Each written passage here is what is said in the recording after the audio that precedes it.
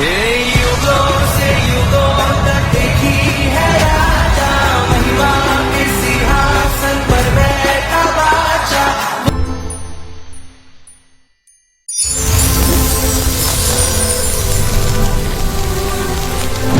खुदावन, आज तेरा पवित्र आत्मा अजीब और अचंभिरती के साथ तेरे लोगों की जिंदगी में कार्य करे।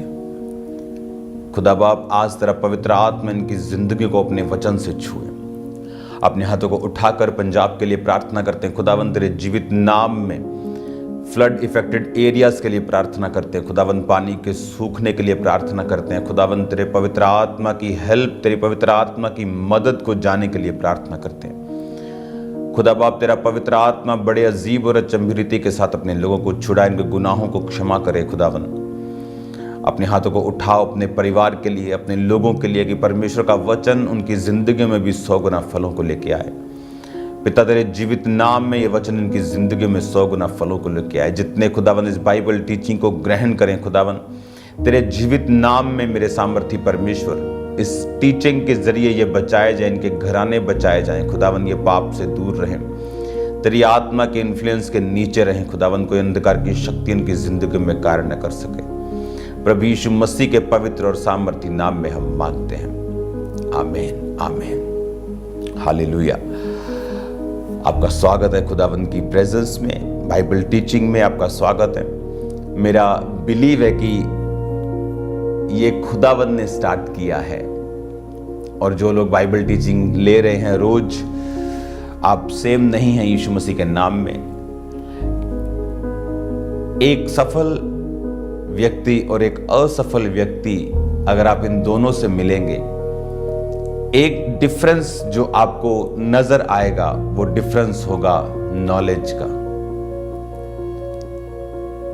एक अगुआ होने के नाते, एक प्रेरित होने के नाते बहुत से लोगों से रोज मेरा मिलना या बात करना होता है, तो सफल व्यक्तियों से भी मेरी बात होती है, और संघर्ष करने वाले व्यक्तियों से भी बात होती है, और असफल व्यक्तियों से भी मेरी बात होती है।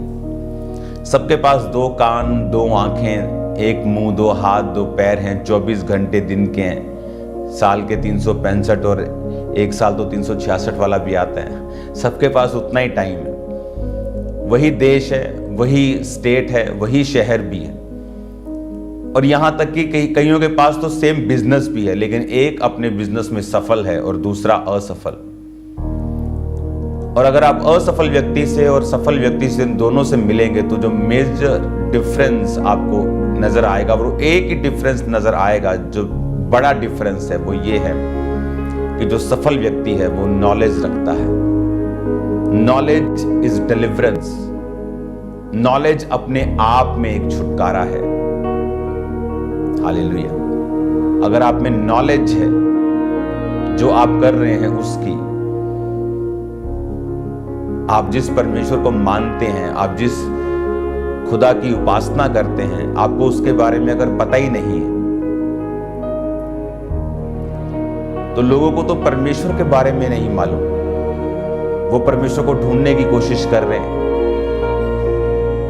वो जमीन में धंस जाते हैं, वह पेड़ पे लटक जाते हैं, घूमने जाते हैं कि कहीं परमेश्वर मिल जाए।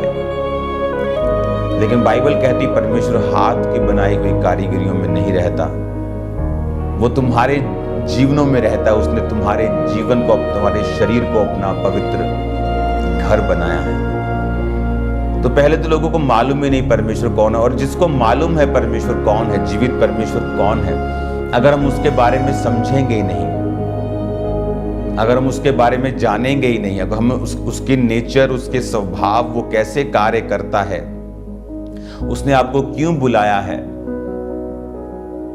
अगर हमें मालूम ही नहीं, तो हम परमेश्वर से कितनी सफलता ले पाएंगे, आप ये समझ सकते हैं। परमेश्वर इमोशनल नहीं है, वो स्पिरिचुअल है। बाइबल कहती है जब एक अंधा परमेश्वर के पास आया, पहले तो वो पुकारता रहा और परमेश्वर इग्नोर करता रहा। कई बार लोग बोलते हैं कि आप जब वो बोलते हैं आप मैं बीमार हूं, आप पूछते हैं आपने प्रेयर की? हाँ मैंने प्रेयर की, लेकिन मुझे हीलिंग नहीं हुआ। उन्हें लगता है कि जस्ट एक बार प्रेयर कर देंगे तो सारा भार जो है वो परमेश्वर के ऊपर होगा और सारी जिम्मेवारी परमेश्वर की है, सारी सिरदर्दी परमेश्वर की है कि मैंने एहसान कर दिया है। 2 दिन 3 4 दिन या 2 महीने प्रार्थना करके, लेकिन ऐसा बाइबल में नहीं है। इवन कि अंधा एक बैड सिचुएशन में है, अंधा एक बुरी परिस्थिति में है, मांग कर अपनी जिंदगी का गुजारा कर रहा है, आंखें नहीं है, तो भी बाइबल कहती है वो पुकारता रहा और जीसस क्राइस्ट उसकी आवाज को इग्नोर करते रहे। मैंने अपनी मसीही जिंदगी में एक एक्सपीरियंस देखा है कि परमेश्वर के ऊपर कभी कोई प्रेशर नहीं है कि वो आपकी हर प्रार्थना का उत्तर दे। आपकी हर एक प्रार्थना जेन्युइनली आपके बॉटम ऑफ योर सोल, आपके जैसे आपको मैं एक उदाहरण देता हूं। एक बेटी अपनी मां के साथ बस स्टैंड पे जा रही है, वहां भीड़ बहुत है, तो वो 10 फुट आगे उसको लगता है कि ये मेरी बस है। वो बेटी को बोलती है यहीं खड़ी रहे, भीड़ बहुत है, मैं पूछ के आती हूं। भीड़ भीड़ भीड़ भीड़ बढ़ती गई और वो दोनों बिछड़ती गई और बेटी को लगा कि नहीं मम्मा अभी 10 फुट दूर है, तो उसने कहा मम्मा, तो वो और भीड़ हो गई और मम्मा और दूर हो गई, उसने कहा मम्मा। तो उसको जब मालूम हुआ कि अब मम्मा तो गई तो मैं भी बिछड़ जाऊंगी, कोई फोन नहीं है, कुछ नहीं है, व्हाट्सएप का जमाना नहीं था, तो मान लो उसने फिर वो आवाज दी मम्मा। तो जब उसके वो वाली आवाज जो है वो परमेश्वर चाहता है आपके जीवन से निकालना। जब उसने वो आवाज लगाई तो मम्मा को मालूम हुआ इधर खड़ी है, तो वो जाके मिलती है उससे। तो कई बार हम आवाज तो लगाते हैं परमेश्वर को, लेकिन वो अभी वो वाली हमारी बेस्ट आवाज नहीं है, बेस्ट प्रेयर नहीं है। और जब अंधे ने वो बेस्ट आवाज लगाई और परमेश्वर ने देखा ये रुका नहीं, तो बाइबल कहती परमेश्वर रुके और अपने चेलों को बोला इसको लेके आओ। और आगे क्या हुआ, परमेश्वर ने जब उसको पूछा तुझे क्या चाहिए, उन पंजाबी कहते हैं अन्ना की मंगे 2 अखां, लेकिन परमेश्वर ने कहा तुझे क्या चाहिए। उसको मालूम है उसे क्या चाहिए, पर परमेश्वर ये चाहता है कि हम अपनी प्रार्थनाओं में बड़े स्पेसिफिक हों, बड़े क्लियर हों, बड़े ही क्लीन रीति से प्रभु को बता सके मुझे क्या चाहिए। मुझे आशीष दे। कौन सी आशीष?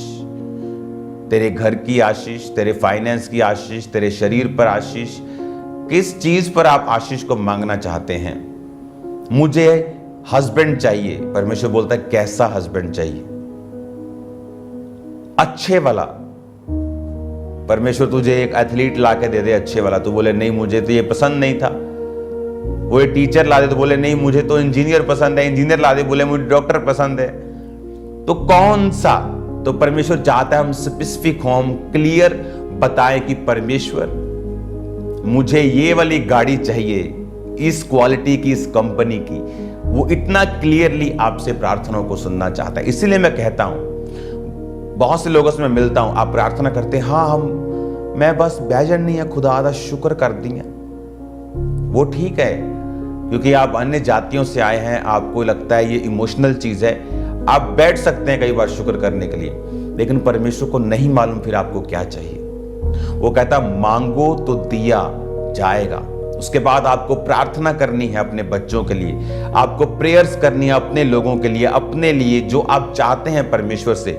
इसलिए मैंने कहा एक सफल क्रिश्चियन और एक असफल क्रिश्चियन दोनों के बीच में परमेश्वर के वचन की नॉलेज, प्रैक्टिकल नॉलेज। एक तो है बाइबल टीचिंग, लोगों ने ली हुई है थ्योरी और दिमाग खराब कर लिया उल्टा उस थ्योरी को। मैंने देखा है लोगों को अच्छे भले थे, लेकिन जैसे टीचिंग ली दिमाग खराब हो गए। हर व्यक्ति से बहस, हर व्यक्ति को बोलना नहीं ये गलत है, ये हीलिंग गलत है, ये वाला गलत है, वो गलत है।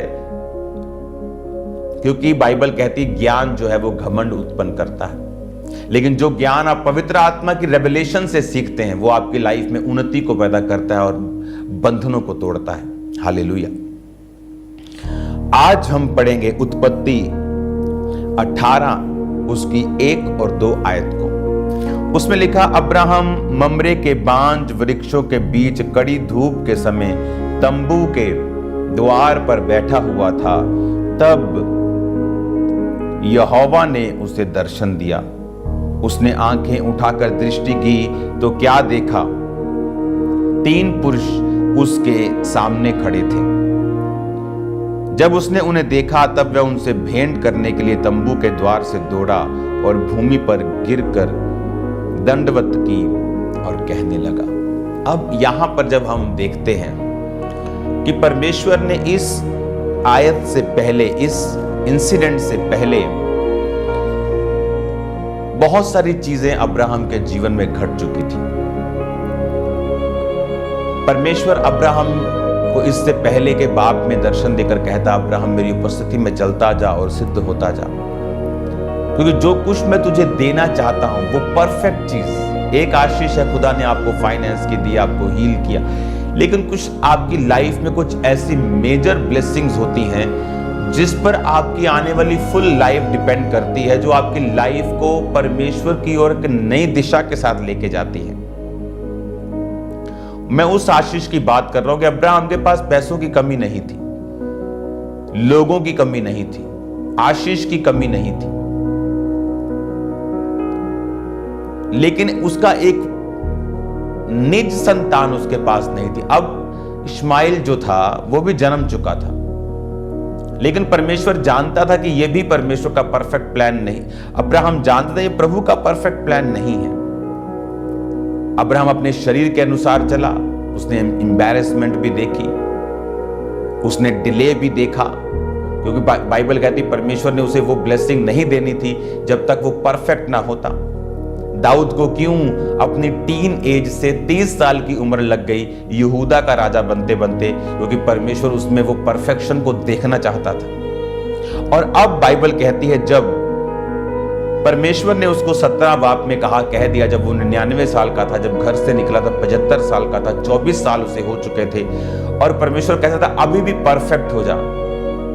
और अब जब उसे समझ आती है परफेक्शन में, आपको समझ है परमेश्वर में आपको बोलूं कि बी परफेक्ट। आप ऐसा नहीं कि आप इतने बुद्धू हैं, आपको मालूम है, अगर मैं आपसे कह रहा हूं परफेक्ट हो जा, आपको मालूम है मैं आपसे बात कर रहा हूं, आपको मालूम है आपकी प्रेयर लाइफ कम है, आपको मालूम है आपकी बाइबल रीडिंग कम है, आपको मालूम है आप टीवी ज्यादा देखते हैं, आपको मालूम है आप कुछ ऐसी चीजों को करते हैं जो बाइबल के खिलाफ है, तो मुझे वो बताने की जरूरत नहीं। अगर मैं आपसे बात कर रहा हूं कि बी परफेक्ट, सिद्ध हो जा, अपनी कमियों को निकाल दे, उसी तरह परमेश्वर को अब्राहम को बताने की जरूरत है। अब्राहम को मालूम था, उसे झूठ बोलने की आदत थी, उसके कारण उसे बहुत सी एम्बैरेसमेंट का सामना करना पड़ा राजाओं के सामने, और वो उसकी लाइफ में जो छोटे छोटे गुनाह थे उसको स्वर्ग जाने से तो नहीं रोक रहे थे, लेकिन उसकी लाइफ में जो खुदा की योजना थी उसमें डिले पैदा हो रही थी, उसमें देरी पैदा हो रही थी, वो ब्लेसिंग में देरी हो रही थी, और अब्राहम नहीं चाहता था उसकी ब्लेसिंग में देरी हो। अब जब अब्राहम को जब परमेश्वर ने कहा अब्राहम बी परफेक्ट, लोग बोलते हैं सबसे पहले हमें सीखना है वचन, और दूसरा अनलर्न करना है। कुछ सीखा हुआ जो इंसानों ने सिखा दिया है आपको, उसे कचरे को बाहर निकालना है, और उस कचरे को जो इंसान ने आपको सिखाया है, आपके घरों से आपने सीखा है, चाहे जाने में अनजाने में सीखा है, अच्छे लोग भी कई बार गलत बातें आपको सिखा देते हैं, उसको खत्म करना एक ही तरीका है, परमेश्वर का वचन, और कोई दुनिया की ताकत, खरबों रुपया उसको खत्म नहीं कर सकता। अनलर्न करना, जो गलत चीजें आपने सीखी हैं, लाइफ इज ए स्ट्रगल, उसे अनलर्न करना, उसे निकालना, life is not a struggle. परमेश्वर अपने बच्चों को स्ट्रगल करने के लिए पैदा नहीं करता, आप अपने बच्चों को संघर्ष करने के लिए पैदा नहीं करते। तो ये दिमाग से ऐसी हजारों चीजें, जब अब्राहम को परमेश्वर ने कहा बी परफेक्ट, और इंसान क्या सिखाता है, हम इंसान हैं, हम मिट्टी के बनाए हुए हैं, हम गलतियां करते हैं, इंसान गलतियों का पुतला है, इंसान से गलतियां हो जाती हैं, जवानी में गलतियां हो जाती हैं, ये सारी डेविलिश चीजें हैं, शैतान के द्वारा इन्फ्लुएंस्ड किए हुए, शैतान के द्वारा प्रभावित किए हुए वचन हैं जो उसने इंसान के मुंह पे में डाले, उसने बोले, और दूसरों ने जो वचन को नहीं जानते थे उसे ग्रहण किया और वैसा ही समझ लिया। और अगर आप अपने मुंह से निकालते रहेंगे, इंसान गलतियों का पुतला, इंसान से गलतियां हो जाती, जवानों से गलतियां, तो वो आपने अपनी स्पिरिट और बॉडी को प्रोग्राम कर दिया है कि आप गलतियां करेंगे। हालेलुया। परमेश्वर को अब्राहम को आशीष देने से पहले, जब परमेश्वर ने उसे आशीष देनी थी, तो उसको बड़ी अजीब सी एक घटना में परमेश्वर लेके गया था। परमेश्वर ने उससे तारों को गिनवाया, परमेश्वर ने उससे